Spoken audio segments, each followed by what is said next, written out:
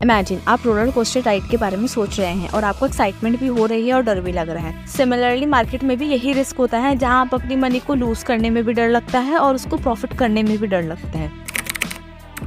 Market के अंदर different type के रिस्क होते हैं। फॉर एग्जांपल कंपनी का एक स्पेसिफिक रिस्क होता है जिसके अंदर उसका मैनेजमेंट खराब होता है या उसके डिसीजंस खराब होते हैं।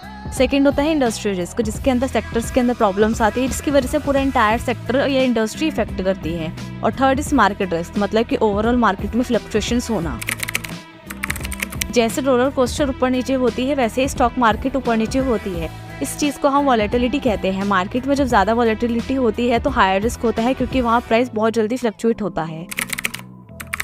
अगर आप किसी कंपनी में इन्वेस्ट करते हो जहां आपको लगता है कि वो company year on year grow कर रही है और आगे भी ग्रो करेगी, देन आपके लिए वो रिवॉर्ड बन सकती है। कुछ स्टॉक्स के अंदर ग्रोथ भी अच्छी होती है जहां हाई रिटर्न के चांसेस होते हैं, बट उस स्टॉक में हाई प्रॉफिट के साथ हाई रिस्क भी इंक्लूड होता है।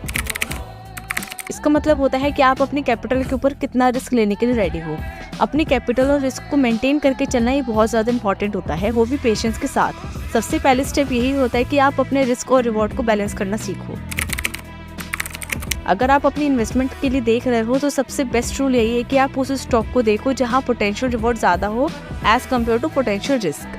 अब आप रिस्क को कैसे आइडेंटिफाई करोगे? सबसे पहले आप कंपनी की हेल्थ चेक करोगे, जो हम पहले ही डिस्कस कर चुके हैं। सेकेंड, न्यूज़ के साथ हमेशा अपडेट रहोगे कि कौन सी इंडस्ट्री सेक्टर्स अच्छे परफॉर्म कर रहे हैं या नहीं। उसके बाद आपको मार्केट ट्रेंड को समझना होगा कि मार्केट अप ट्रेंड चल रही है, डाउन ट्रेंड चल रही है, क्योंकि इस चीज़ को समझना बहुत ज़्यादा जरूरी है। ओवरऑल मार्केट के जो भी ट्रेंड होते हैं वो स्टॉक्स के प्राइस को अफेक्ट करते हैं।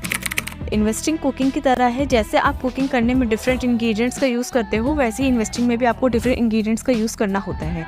जैसे market analyse, industry, sector analyse, risk reward ratio, company health and बहुत सारी चीज़ें। इन सब चीज़ को समझ के आप अपनी इन्वेस्टमेंट डिसीजन बहुत अच्छे से ले सकते हो अपने अकॉर्डिंग।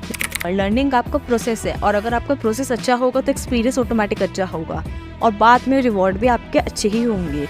होप आपको वीडियो अच्छी लगी होगी। Happy investing.